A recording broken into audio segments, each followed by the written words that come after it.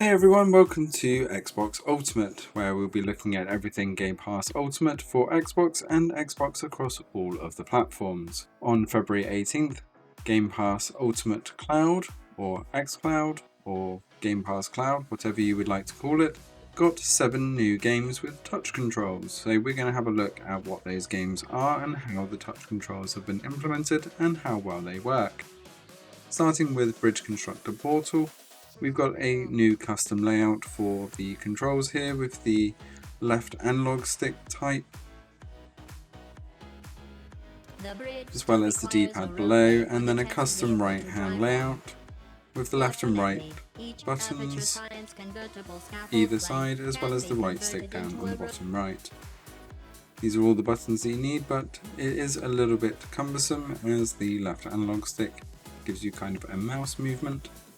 Everything else works quite well, but it is a little bit weird controlling a kind of mouse stick here.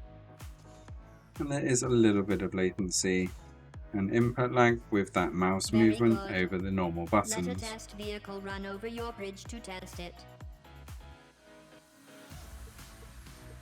But overall, this custom layout works quite well, and even on mobile connection on 4G, it was fairly stable with only an occasional hiccup. Next up is Morkredd. This is a bit of a strange custom layout as we've got 2 characters that we need to control. So the left analog stick actually controls one character and the right analog stick controls the other. This was really confusing to try and get my brain around, especially when the characters swapped over and the left stick is controlling the right character, for example. So you kind of need to move them both in tandem. So if you start getting one out of sync, I found it really difficult to try and follow, but this is going to be the same on a controller. However, we have an extreme custom layout here, as you see that we only have the A and B buttons, as well as the left and right buttons and both analog sticks. You can see that this is quite an easy game to get into, but also quite frustrating if you can't get both those characters. It's definitely more of a co-op game, and it does have the co-op mode, which would make this a lot easier.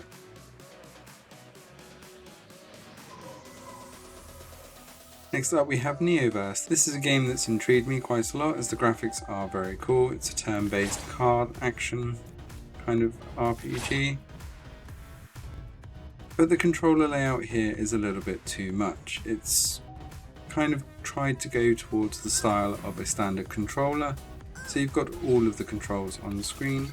However, the D-pad is the kind of prominent one here with the analog sticks below. But you can move along the cards using the D-pad and it works quite well.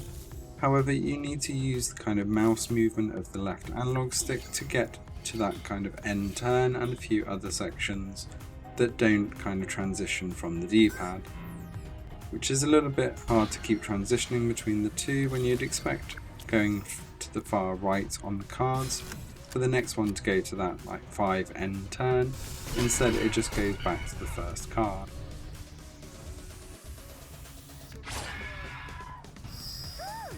Nowhere Profit is another card-based game, and again the card layout here is just the D-pad and a few buttons. This makes things a lot easier. However, touch controls would go a long way here of just being able to use your finger. As you can see, you've got to control this kind of pointer section to who you attack and who you're selecting from, and it would be much easier if you could just tap the screen on the player that you want to pick and the player you want to attack. The custom layout though does make things a little bit simpler, and I didn't find any reason to use the left and right buttons. Gameplay wise, it's a turn-based combat system, and definitely a good one for mobile as it's very easy to pick up.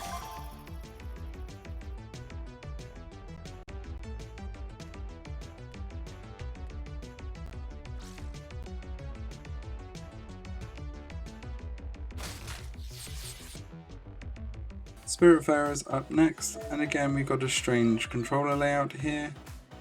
I found this a little bit difficult as it's a bit of a platformer, and switching between the kind of jump and climb mechanic between A and kind of straight up took a bit of getting used to, But the custom layout is definitely the best one that you could think here. If you had all the other buttons, it's going to be much harder to transition between each of the buttons, and it lays it out quite well.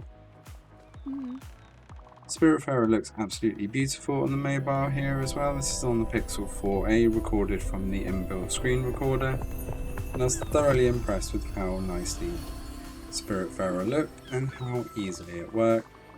No real input lag at all on the controls here, and it was really nice to play.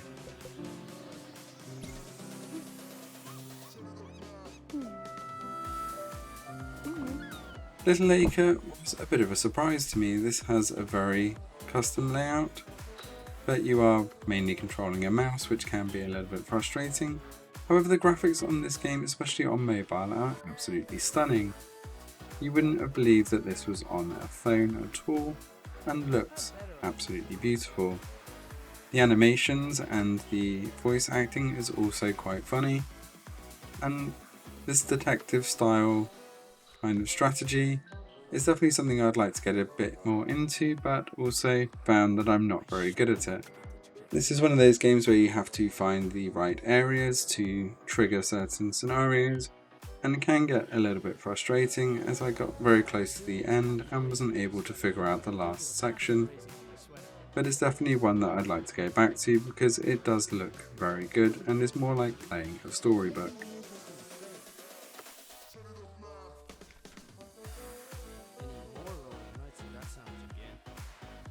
Yooka-Laylee and the Impossible Lair was another surprise for me. This game is a fantastic little platformer that looks absolutely beautiful. On the phone, the graphics are absolutely superb. The only issue I had was there was a noticeable input delay using the controls, which took a bit of getting used to, although it is easily overcome. But considering that this is quite a fast-paced platformer, it can get quite frustrating where you're clearly pressing a button and it's not triggering. You can see from the graphics here that it really does look good, but if you're going to play this, you really are going to want to be using the controller rather than the touchscreen.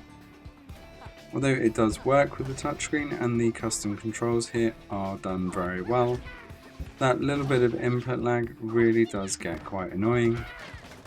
You can adjust for it going forwards so that it is okay, but you really are going to want to use that controller moving forwards. So that's the 7 new games with touch controls, how they are implemented and how well they play, running on a Pixel 4a device, recorded directly on the device as well. Thanks for watching, don't forget to hit that subscribe button to stay up to date with all things Xbox, and I will see you next time.